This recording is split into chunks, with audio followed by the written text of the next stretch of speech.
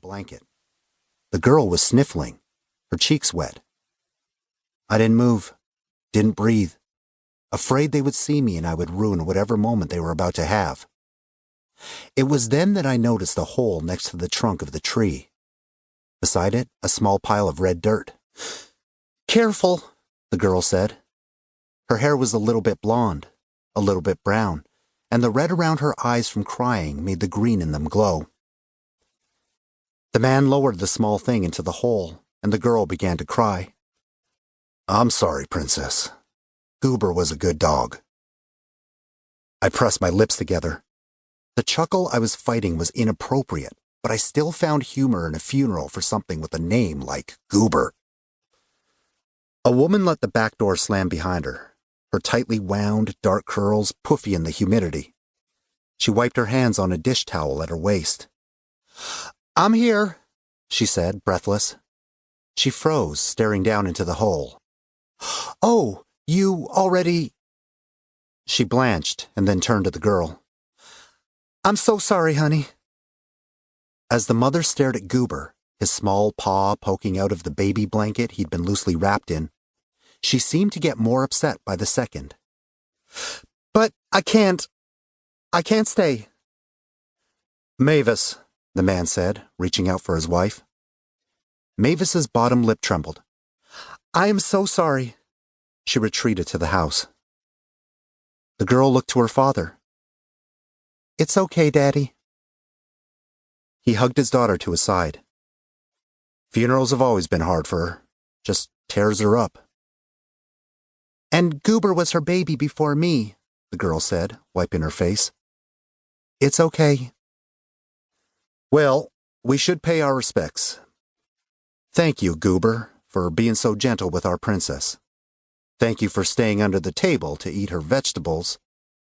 She peeked up at her dad, and he down at her. He continued, "Thank you for the years of fetching and loyalty and—" "Snuggles at night," the girl said, wiping her cheek. "And kisses. And for laying at my feet while I did my homework. And for always being happy to see me when I came home." The man nodded once, and then he took the shovel propped against the fence and began filling the hole. The girl covered her mouth, muffling her cries.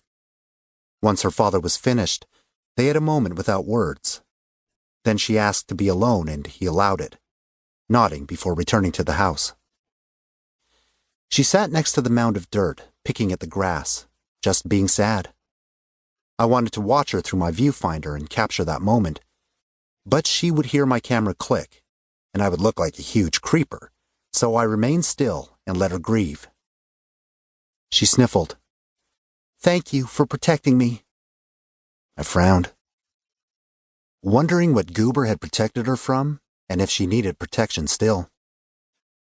She was about my age, and prettier than any girl who went to my school.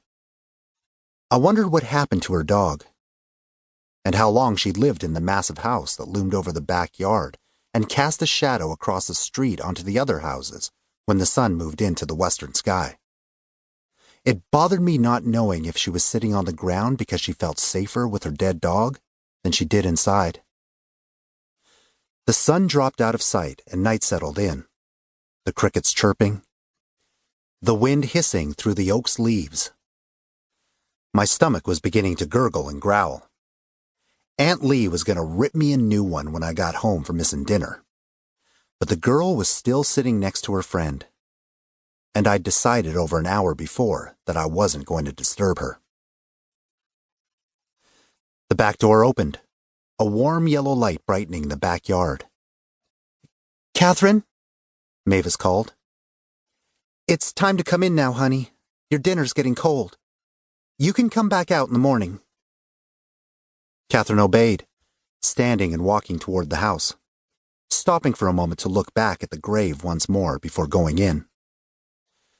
When the door closed, I tried to guess what she might be looking for.